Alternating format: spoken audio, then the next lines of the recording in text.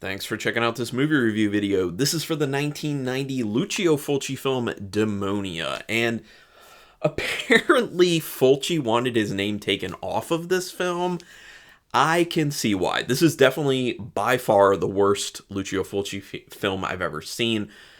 It doesn't surprise me a whole lot because this was kind of the end of his career, and also once he stopped doing giallo films and he started doing things more like zombie, things like that, he was focused way more on visuals, and he kind of set all of his films up based off of, cool shot ideas and cool kills and gore and stuff like that, which, there's a place for that being awesome, but at the same time, like, story got thrown to the wayside a bit, and in some of those films, it really doesn't matter, like Zombie, because it's just such a fun visual ride, but Demonia needed story because it's not a fun visual ride. But also, it's purely coincidental that I'm wearing the Lucio Fulci zombie shirt today because, oh yes, it has the zombie fighting the shark, which is awesome. I literally just grab shirts out of a stack, and this is what happened, so it was meant to be. Anyway, directed by Lucio Fulci, like I said, who's also done stuff like A Lizard in a Woman's Skin, Don't Torture a Duckling, Zombie, The New York Ripper, and A Cat in the Brain, just to name a few. Written by Fulci as well as Piero Regnoli, who also wrote scripts for Lust of the Vampire, Psych Out for Murder, which I have a review for, Patrick Still Lives, which I need to see, Nightmare City, Satan's Baby Doll, Burial Ground, The Nights of Terror, and Voices from Beyond. It went directly to video, this film, apparently. In Italy, that is. I don't think it ever, for a long time, I don't think it came to the United States because it wasn't really a success in Italy, and it wasn't really a success at all. Easy to see. Also, I'm not going to rate this two ways, because usually with a bad film like this, I'll rate it as a straight up film, and as a so bad it's good, but this is just bad, in my opinion. There's no, for me, there's no so bad it's good aspect to it. Skeletons and fire to start the film. Says horror to me. I like the beginning in what looks like kind of a catacomb to a degree with the stacks or the rows of the skeletons, and then they have a fire in the foreground that's showing. I mean, it's cool. That's a good visual beginning. There are some cool visuals in this film. It's not all garbage, but it's just how it all goes together. The other thing is the pacing in this film is awful. It's an hour and a half film. I think it might be a little bit less than that. It's an hour and 20-some minutes, and man, does it drag like crazy. It feels like it's 2 hours or more, unfortunately, because there's not really much story to it, and they just keep rehashing the same crap. Cool slow camera movement to the hole that reveals a pile of bones. I thought that was a really cool way that they opened up. It was inside this kind of ruined monastery where they're going forward and you see there's this kind of square in the floor, and then as they get there they kind of angle the camera, and then it goes in and shows the pile of bones underneath. That was a really cool shot. Again, another cool visual thing, but I felt like the cool visual moments were more in the beginning of the film, and then they kind of got away from that as the film went on. It's like Fulci was losing the will to do this film as it was being filmed. That's what it kind of feels like to me. The nuns being crucified is an okay scene, but you kind of wondered, would this actually really be explained? It does get explained to some degree about, the townsfolk basically having this idea that they were worshiping Satan and having these orgies, wild orgies apparently, and so they killed him. Typical trope for this type of storyline. I do like the fact that one of them comes back, and also that these ruins are just kind of left intact behind that wall that Lisa ends up going behind and finding, they're all still there crucified, they're skeletons, and then how one of them disappears, and that's the one that it seems like is possessing Lisa. Archaeological team just hitting the booze while they work. Makes it less stressful, I guess. Yeah, I like how the archaeological team constantly drinking, not really focusing on archaeologying. I know that's not a word, I'm just trying to be a little bit funny, but also so many scenes of them partying around the fire at night. Like, it seemed like it was their favorite thing to, like, have a little fire, gather around, make very annoying music that they had experience way too much of, and drink. And there were way too many scenes of that. I think it was like 2, but they were extended scenes, in my opinion. It was too much. You can tell the trouble will start because of Lisa, since she had that vision at the seance and she's drawn to the ruins. So already they're kind of signaling where things are going to go early on with having the seance going on, and then the vision that Lisa has after that. And then you see she's like almost in a zombie-like state.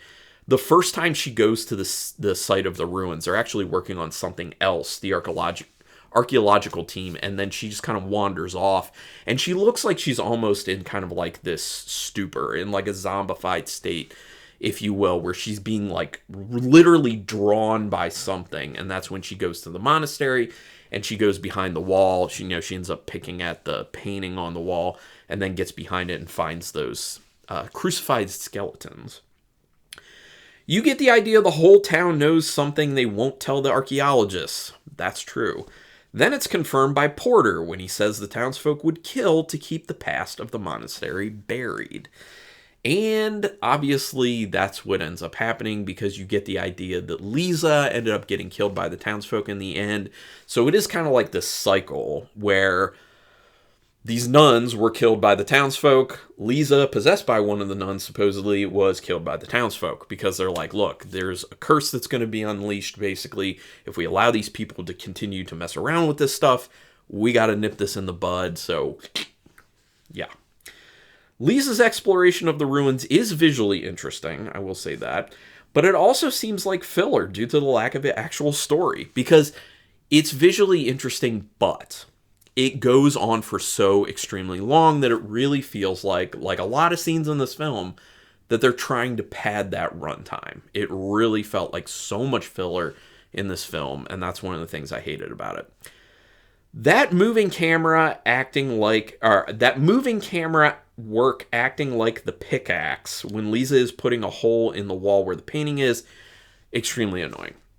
I'm usually all for having like engaging, interesting camera movements, but just going like this with a camera to move with the pickaxe moving, it's too much. It's too much motion. It's ridiculous. It's over the top. We didn't need it. Don't know what Fulci was thinking on that one. Very odd. The skeletons of the nuns still crucified.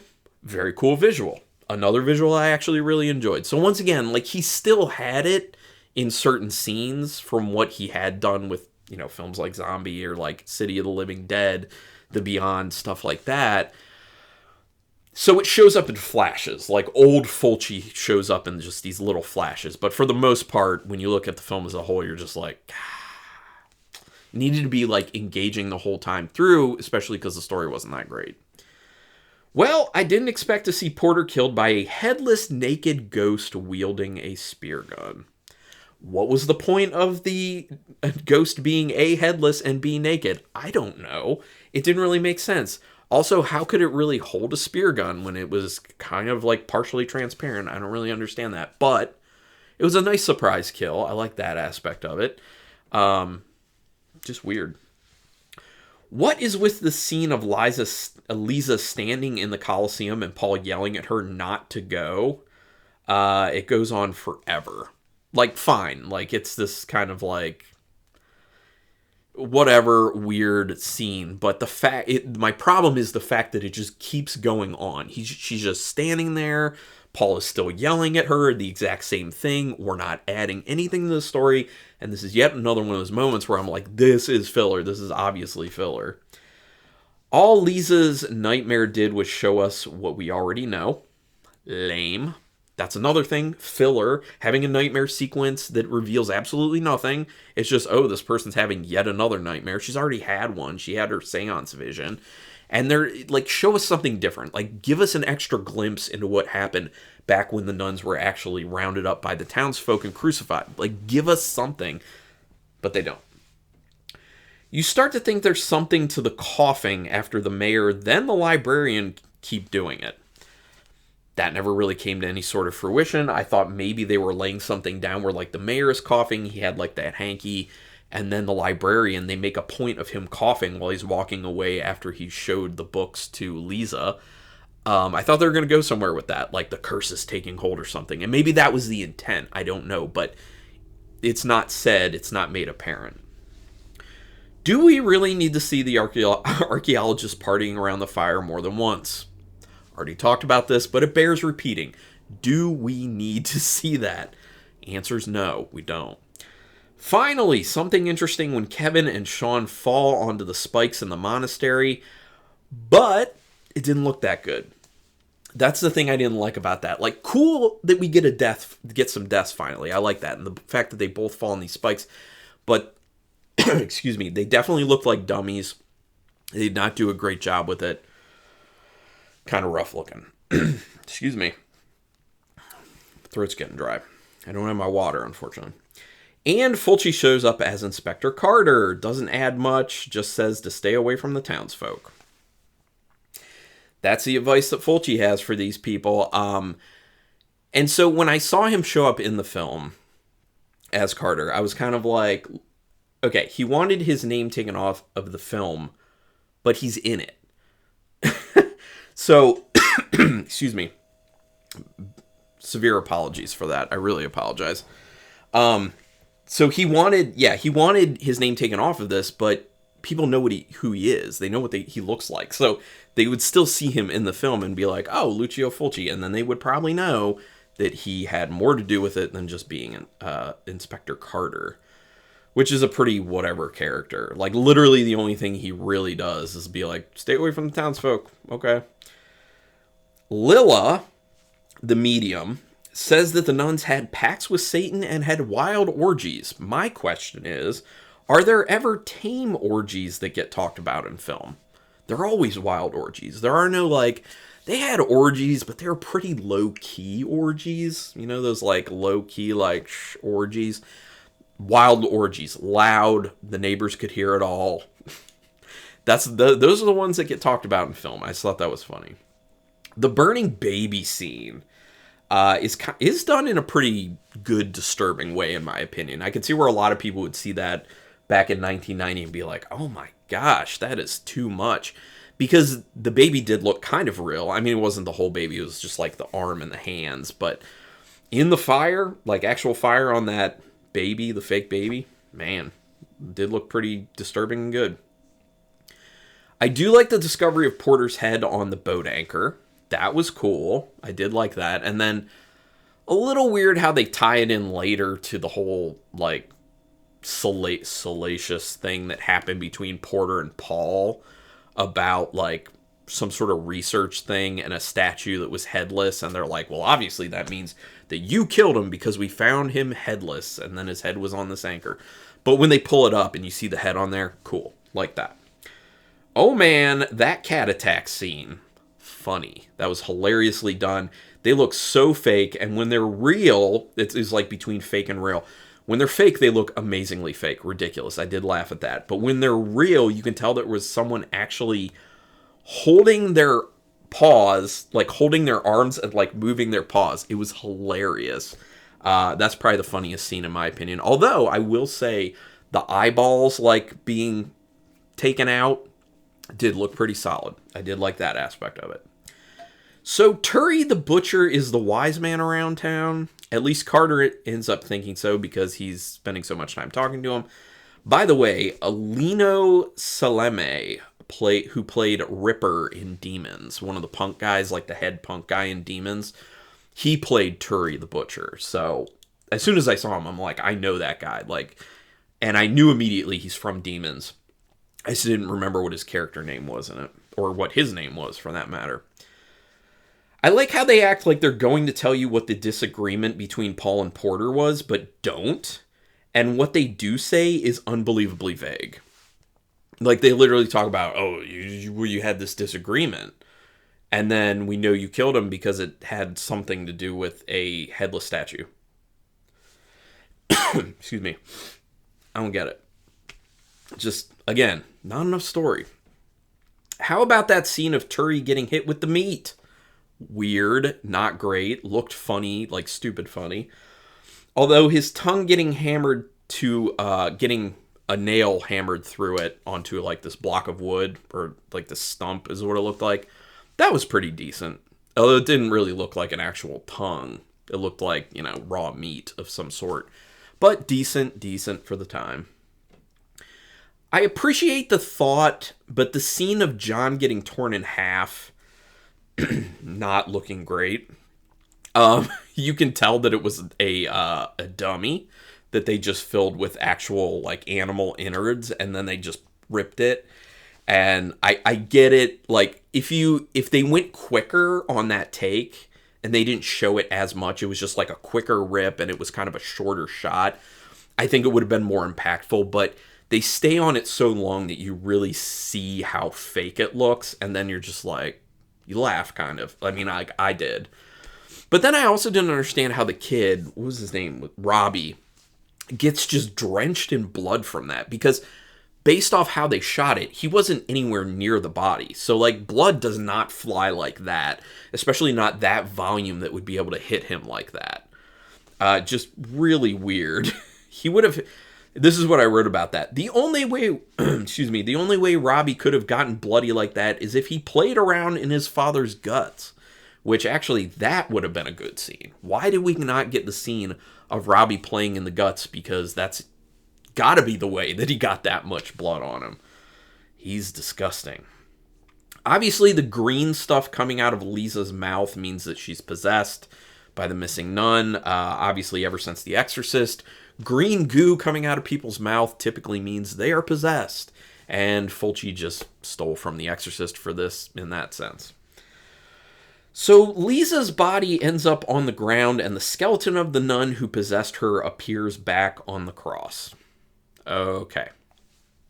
I mean, it's kind of like a, shoulder shrug type ending to the film, where it's just like, didn't end big, it kind of fits with the rest of the film. The whole thing is just kind of a whimper of a horror film. It's not a great time. Although, if you did have a good time with it to whatever degree, let me know in the comments. I could see some people finding this to be a so bad it's good film. I just did not.